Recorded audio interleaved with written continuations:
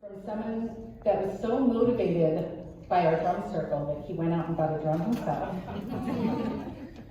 to a rainy day in Sacramento with a really quick photo op in a really echoey lobby, to an incredibly impactful presentation by the amazing Dr. Joe Mendoza, to crisis management at the Situation Room, and the amazing holiday fundraiser this cohort put together, by the way, raising over $7,000 for 10 area not-for-profits. Making friends, going places they never would have had access to, disagreeing, and agreeing, and above all, making friends. So let's dig in with our first speaker, VCLA's board president, Bob Harrell. Bob is a financial planner with Independent Capital Management and is a proud member of VCLA's Cohort 18. Please help me welcome to the stage, Bob.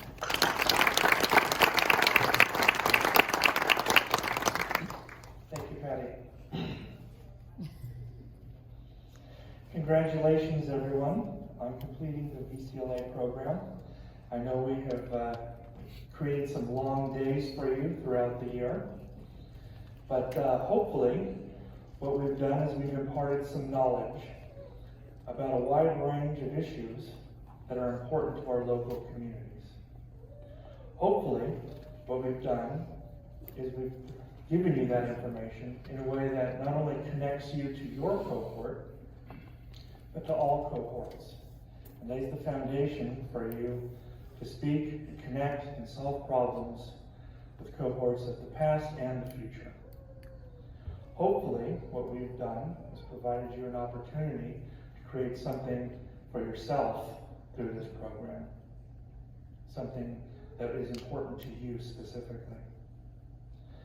On your journey, I encourage you to take what you have learned and pass it on in your actions and your interactions with others, to serve, but also be of service. Hopefully, when you receive your call to action, you take it. Reach out to other leaders that you know. Reach out to VCLA alumni. We're here for you. Maybe you too will leave a legacy that others will follow. After all, had it not been for our first leader, Dr. Priscilla Partridge K. Garcia, there wouldn't be a VCLA path and trail for you to take now. Again, congratulations on your achievement, and we look forward to seeing all the great things that you bring to the future for all of us. Thank you.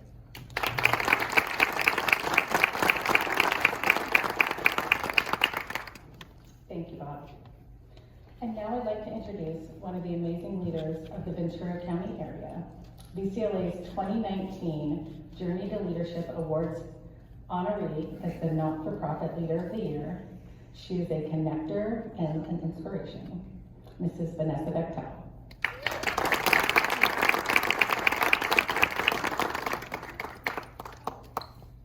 Oh my goodness, here we are. Okay.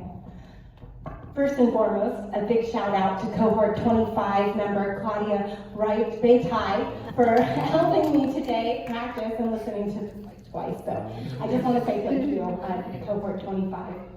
And a huge congratulations to Cohort 28. As I was looking at your names over the weekend, I was so grateful for the Ventura County Leadership Academy, Patty Braga, the entire board of directors, but even more grateful for each of you. Thank you for investing in yourself, and thank you for investing, more importantly, in your community, the way I already know you do, but that you'll continue to do. And I just want to say a heartfelt thank you from the Ventura County Community Foundation. And a special shout out to Nathan Pickling. This is Nathan. Nathan was the CCS Impact Officer. We miss him every day. We're hoping he'll be back sometime very soon. But in the meantime, this is Nathan standing next to Bruce Bensley and Catherine Sepulveda from my board, and they're advancing high quality early childhood education in Santa Paula. So, I think a good presentation always begins with your cell number. This is mine, but I actually ran an experiment in the fall, and I loved it so much, I thought I would try it one more time here today. And so I'm going to ask you to take out your cell phone, and I'm going to ask you to please text me the song that gets you through the hardest times, that fills your heart with inspiration, that you just have to listen to on repeat. For me, it's What's Up by Four Non Blondes. I can literally listen to that song for 5 hours straight. I don't know what song that is for you, but what I'll do with these songs is compile a playlist in honor of Cohort 28, and I'll send that playlist to Patty Braga to send to each of you. And in the meantime, if there's an emergency, you now know how to reach me. Oh, did you get that? Okay, 805-427-2088. My phone is now going to go off like crazy, but that's okay. So please text me, and I'll make sure if you don't know what song you want to text me right now, or you don't have your phone, I'll give my cell to Patty so that you can send me your songs over the coming few days. So look, all of our lives from this program since our birth have been impacted positively from philanthropy. For me, the life-changing moment happened when I was 2.5, when I was kicked out of daycare for, lo and behold, talking too much. And my parents didn't know what to do because they were trying to start a restaurant at the time, and if anyone has ever done that, it was a crazy undertaking. And they needed someplace that they could have before and after care, and they found a preschool, and they took me. And a philanthropist at that same time decided that they wanted to fight the fact that music was being pulled from all of our school system, and they decided to invest in this preschool, and they gave all of us violins, and they helped pay for our lessons all the way through 5th grade. And this is me at 2.5, right before I got my violin, with my paper towel roll and a stick, which I took very seriously, as you can see, and ultimately it spawned a lifelong path. Of course, they didn't realize this, but they were giving much more than music, which in itself is one of the best gifts I know of. They also gave me a gateway to college, a source of income, and a lifelong passion and a set of friends that I will hopefully be with me in my heart until I die. So here we are talking about leadership, and I was at a presentation about 3 weeks ago, and a slide somewhat similar to this came up, and of course I laughed so loudly. And the reason I laughed was that this was what I was taught leadership looks like. That lone person standing on top of a mountain overlooking all of the peaks and valleys. And of course that is not what leadership looks like. Leadership looks like this. You can't tell who's leading. It's like a pile of ants, and all you know is that all of these ants have come together for one common purpose, and it's a big old mess. It's not perfect. Some ants look like they're about ready to fall off. And this is true leadership. And I thought about you a lot over the coming few weeks, and I thought, past couple of weeks, and I thought, what could I best bring in this moment? And that is the power of building a shared vision. And I can't see very well, but I want to take a moment and actually just read this definition of a shared vision. A shared vision is not an idea. It is not even an important idea such as freedom. It is rather a force in people's hearts, a force of impressive power. It may be inspired by an idea, but once it goes further, if it is compelling enough to acquire the support of more than just one person, then it is no longer an abstraction. It is palpable. People begin to see it as if it exists. Few, if any, forces in human affairs are as powerful as a shared vision. At its simplest level, a shared vision is the answer to the question, what do we want to create? Just as personal visions are pictures or images people carry in their heads and hearts, so too are shared visions, pictures that people throughout an organization, or in our case, a community, carry. And that's by Peter Senge from the Fifth Discipline, author of the Fifth Discipline. And I just think, out of everything I've ever witnessed, the most powerful example of a shared vision in my life has been the 2020 census. I actually told them to do that. My dream in life is to actually get a collective groan every time I talk about the census, because only then do I know I've talked about it enough. So thank you, Jennifer, thank you, Trevor, thank you, all of you, thank you for that nice groan. So speaking of the census, how many of you were involved in the 2020 census? If you were involved, yeah, okay, it's huge. And we did this together, but I'll tell you, taking back to 2017, November, 3 weeks before the Thomas fire, I went to a League of California Community Foundations conference with other CEOs. And during one of the breaks, Emmett Carson, who is the CEO of the Silicon Valley Community Foundation, which was the largest community foundation in the globe, came up to me and said the following: Vanessa, I'm really worried about Ventura County.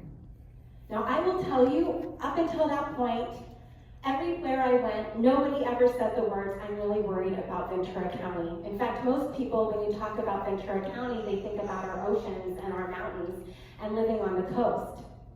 But what Emmett then said was, Vanessa, Ventura County has been identified as 59th in the nation most at risk of an undercount, out of more than 3,000 counties nationwide. And that isn't just a constitutional right to be counted and how our political representation gets formed, but it's actually more. It's how our civil rights get enforced. It's also how our social safety net gets funded. And in Ventura County, close to $2 billion was at risk. Every person not counted was a loss of $2,000 per year for 10 years. So a family of 5 is $100,000 every year for 10 years. And there's no do-over. He's like, you guys gotta do something.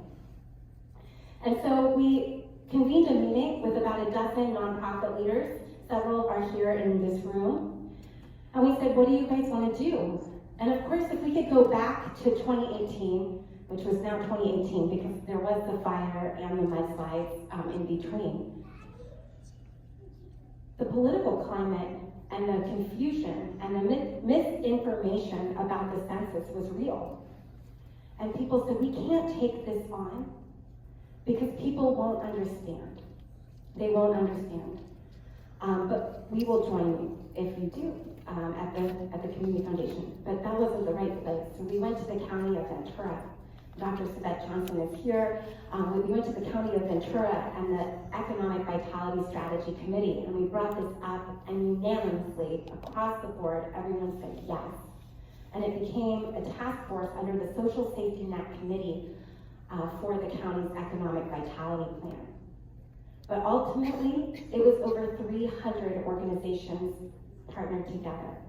Faith-based organizations, businesses, our nonprofit community, our schools partnered. The Girl Scouts put census stickers on their cookie boxes. Pharmacists put census literature in prescriptions. Food Share put census material everywhere.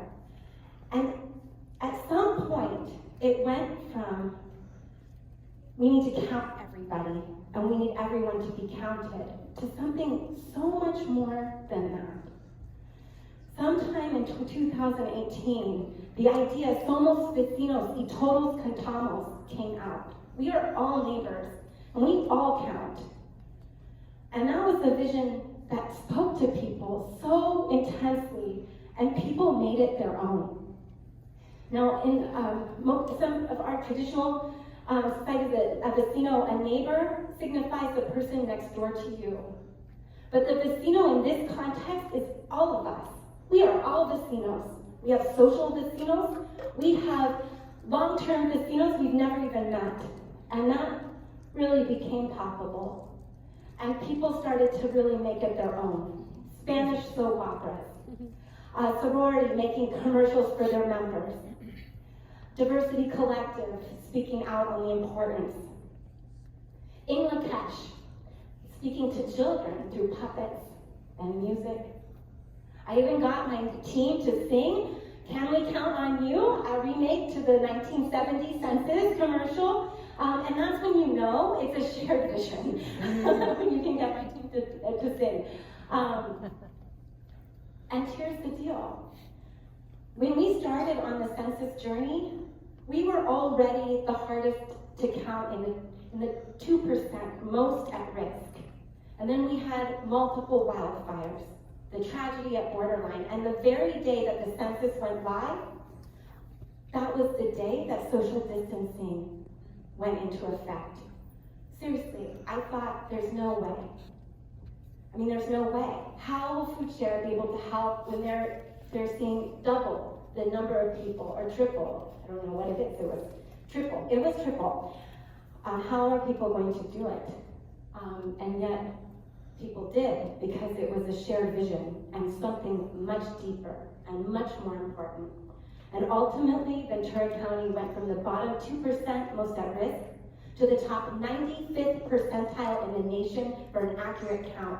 We were 157. Yes, I think so. See the we were in the top 5% in the nation for an accurate count. We went the furthest out of any county in the country. And how we know it's a shared vision is because when it was over, it didn't stop there. And the Complete Count Committee pivoted to become the Complete Reach Committee. That's Sandy Sanitizer and our partners. And this is where you also know you have to let go, right? I would have never in my wildest dreams thought of making a punk video for vaccine outreach, but it worked. Mobile clinics, artists adding their voice to the table. Ultimately, 150,000 people were reached. And when we look at the numbers, that's about 300 people who are here with us today, which means 9,000 family members are not grieving the loss of a loved one. Power of shared vision. I don't know exactly where we're going to go from here. I hope, frankly, that we cover digital equity and that we really become the Complete Connect Committee. This is a little video. Of course, we're living in an amazing time.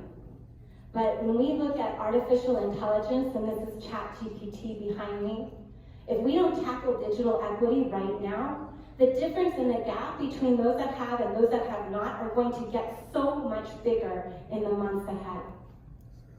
Oh, I interrupted, but that's okay. I want to just share, it's not just the Complete Count Committee, the Complete Reach Committee that the census influenced, but it also taught us what is possible. And that was part of the birth of the Isabella Project, which is a pilot program in Santa Paula, where before 2/3 of children had no access to early childhood education. Across the county, 12,000 children this year are not getting access to any early childhood education. That is 50% of our kids. And we seek to change that. We seek to have full-time, highest quality access for early childhood education. And we are leading the way in Santa Paula, and frankly, because Santa Paula rocked it during the census. And this is a group of parents adding their voice. The project was named after Dr. Gabino Aguirre's granddaughter, who was born the same week as our kickoff retreat. And again, adelante por los niños. We have the children. There's John Marquez, another cohort member for Class 28. And children adding their voice, and that's the beauty of a shared vision, is we can all contribute. So we talked about building a shared vision, and I just want to say, lastly, there are 4 components of success for any leadership undertaking. And of course, having the opportunity and privilege of serving as president and CEO of your community foundation, most of the time people think that begins with money, but I'm here to tell you it doesn't, although money is helpful, right? Components for success are common core values, recognizing true leaders, honoring creative tension, and building a shared vision. These are our values. I know we all carry our values, but for us, trust, transparency, equity, tenacity, excellence, compassion, authentic connection, these are the values that we hold dear. And these are the true leaders of the census. It was each one of us that just brought our whole heart and soul and incorporated it into our life to reach our friends and family and our neighbors. Last story. This was the panel, the first panel for our first census convening. And this is not the meeting that this following story happened. I just love this photo so much because it brings back such dear memories of that time. But there was a moment in the middle of that first year of the census where I was in a meeting and I thought, oh my gosh, it's all falling apart. It's not going to happen. I can feel it. There was just so much fear, so much anxiety, so much tension. People were afraid that if they participated, they may be subjecting to people to, because it was the first time the census was going online, that their identity could be stolen. People were afraid that if an undocumented member of our community was counted, that something could happen. And it was just intense. And this is where honoring our core values becomes so fundamental and so important to the process, because if we believe in transparency and trust, then we need to give space for those moments. And instead of trying to push people forward, instead we created the Fear Committee. And we actually had 2 co-chairs of the Fear Committee. The Fear Committee had 65 members and they met for 8 months. And ultimately they didn't have to meet anymore. And I will credit that Fear Committee for why we were all so successful. I just want to say we are blessed to be in Ventura County. It's a wonderful community. We are a generous, wonderful group of people. This man I've never met, I put him in every census presentation because I hope one day I can thank him. I can't tell you how many photos I have of him in his census shirt. If you know him, please connect me. Just really, thank you again. Somos vecinos y todos cantamos. If that resonates with you as it does me, please join us. Please join us. I also, the science behind the shared vision, if you want to learn more, I really love this book, The Art of the Impossible. It really talks about the science behind what we're talking about today. We are your community foundation. Please get involved. We would love to welcome you anytime. And this was done by Dolly, the AI alternative for graphics. But thank you. Thank you very much.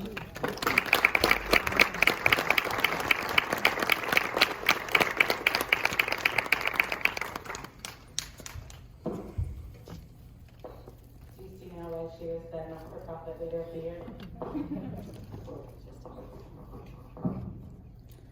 Thank you, Vanessa. And finally, from our Fluid State 28 cohort, I'd like to introduce Misty Perez, your cohort representative.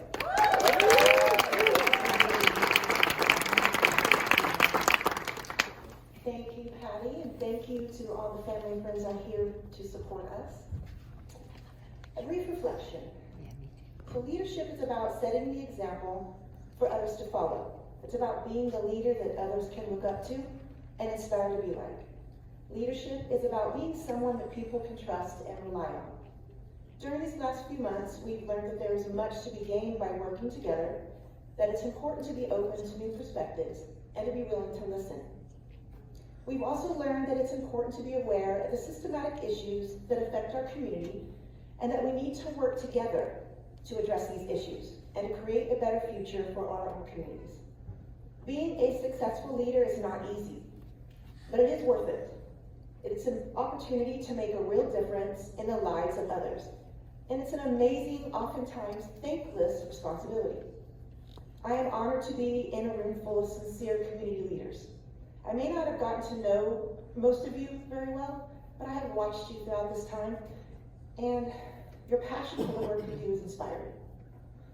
So cheers to Fluid State 28. I am sure I will see you all at an event or two. To Patty and the curriculum team, thank you for the amazing speakers and education program that we have had the privilege of experiencing. And there was so much to learn that I feel like my brain has actually grown a few sizes. And last but not least, Fluid State 28 would like to thank Patty, and I believe we have a thank you gift. Get the gift.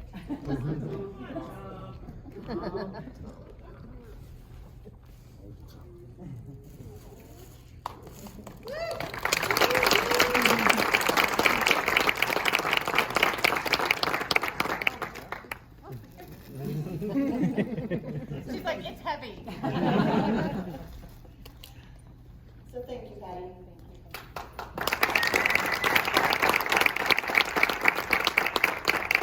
Guys, I don't know what it is, but it's heavy. I'm excited. So now is the time for my reflection.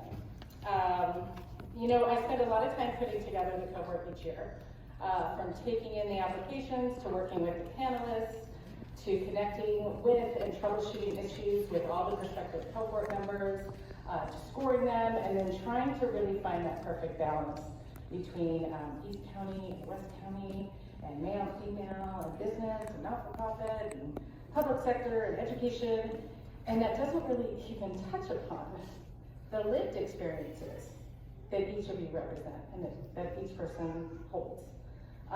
This is not an easy task. And this year was even harder, as we had 83 people apply to fill about 35 spots. We ended up bringing it up to 40 because there was no phone calls, were just really tough. But oh my gosh, this group, I think, was perfectly put together.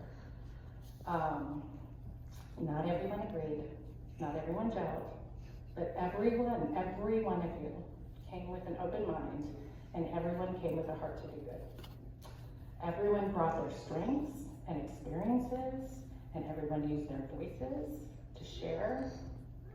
Everyone came together when a car accident happened, when someone got engaged, when two people found out they were going to bring babies into the world, when someone lost a parent, when two people got promoted and one person changed jobs, when someone lost a jacket in Sacramento and he had ID in that pocket and he had no idea how he was going to get home. So it was a little tense in Sacramento.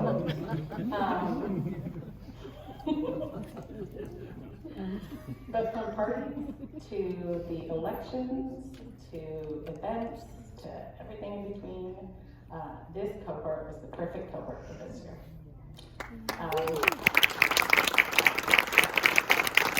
So I love to hear laughter, and when she was alive, our founder, Dr. Priscilla, would always reach out to me after our first session at our orientation, and she'd go like, oh, I tell her about all the speakers, and I tell her about this, and oh, I was able to get this, oh, we had this little fire that I needed to put out. And she always would say, but Patty, were they laughing? Because to her, and now to me, laughter signifies people coming together and building relationships. Laughter means you're being in fellowship with one another, forming bonds, enjoying the company of one another. And those are all the things that BCLA strives to do. This cohort laughs. Mostly Aaron Marner, Renee Campus, Jerry and Brett. They all have really good laughs. And it was good to hear them. But everyone really, the drum circle, the Jeopardy games, singing happy birthday to someone when it was not their birthday. To torture them.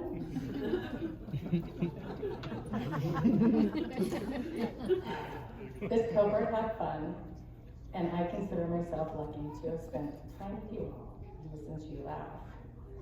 So this year would have killed me if it wasn't for a few people. So Natalie and Marilyn, thank you for taking responsibility for writing all those thank you cards. Our social chairs, which there ended up being quite a few of them, but Jerry and Aaron and Michelle and putting the hikes together and all of that, thank you so much. To Raina and to Renee for being our paparazzi and documenting all the shenanigans. Thank you so much. And of course our cohort representatives, Misty, and you guys, you and Tammy like herded cats. Thank you so much. I mentioned this before, but one of my greatest joys is seeing you guys come together. I already knew a lot about you because I had been studying your applications, and I've talked to you, and I've sent emails with you all before, and so that first session, like I already know you, I'm hugging you, I've spent so much time with you, but you all walked into that first session not knowing each other, and you walked in on that first day tentatively. And watching you grow together has just made me so incredibly happy. So look at where you are now, and know that it's been my pleasure sharing this time with you and sharing this experience with you, and thank you for including me in that journey.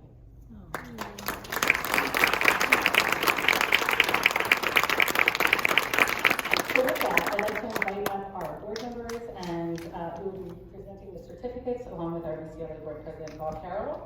I will let them get settled.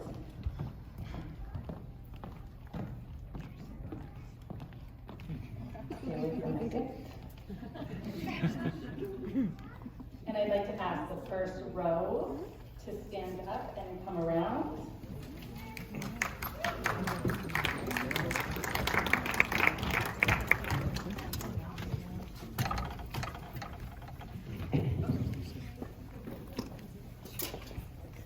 And we will start with our Cohort 28 graduates, Adonis Campillo,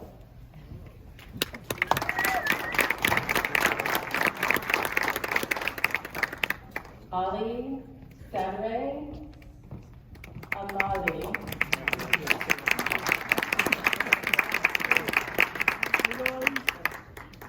Brian McGrath,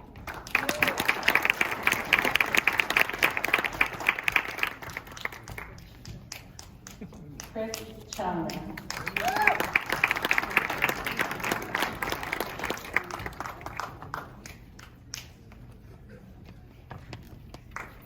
Dina White,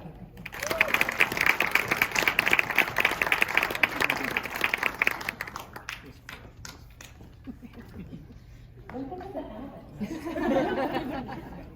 Denise Cortez,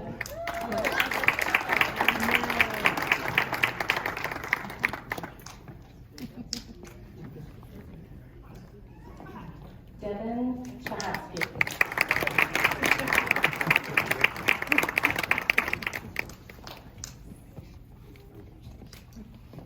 Dorina Timball,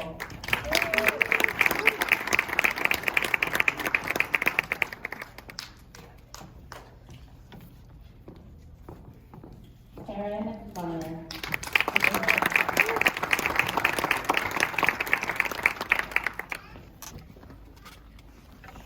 Aaron Meister,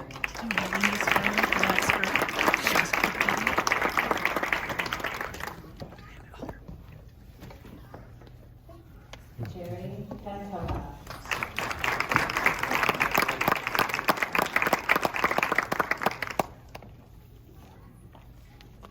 Greg Margeson,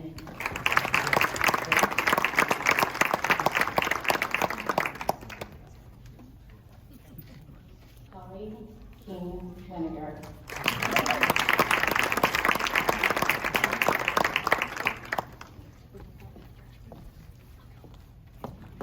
Jake Mullen,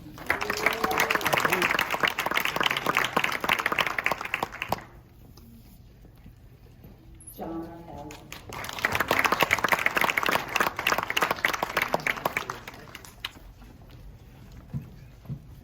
Jordan Roberts,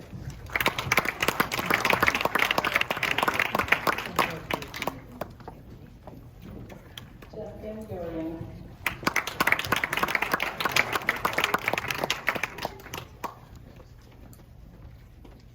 Laura Everest,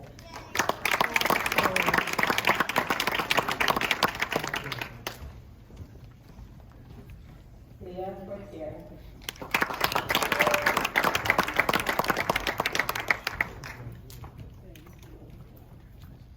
Manuel Minas,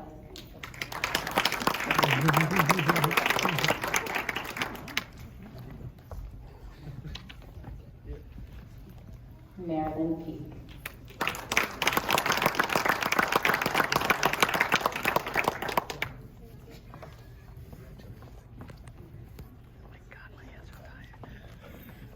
Marlene, Michelle Rogers,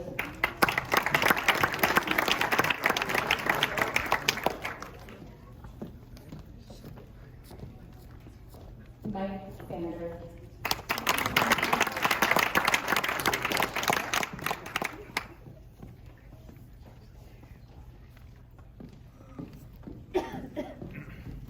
Misty Perez,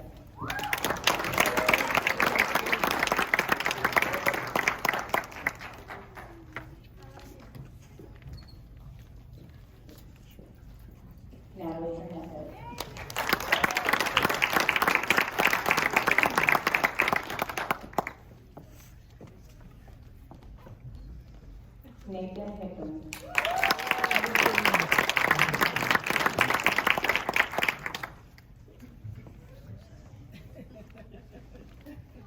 Nelson Best.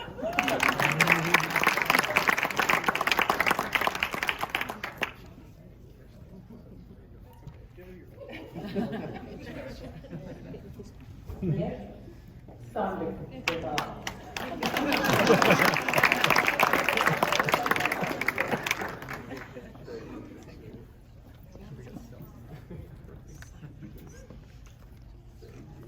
Raina Bergiano.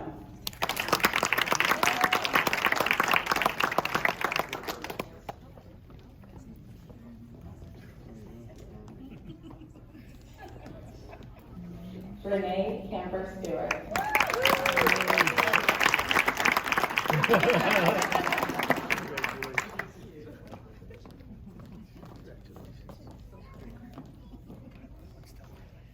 Ricardo Torres.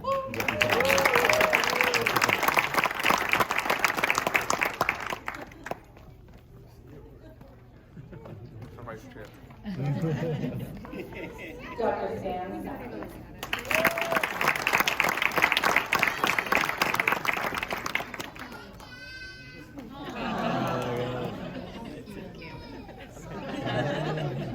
Tom Lee.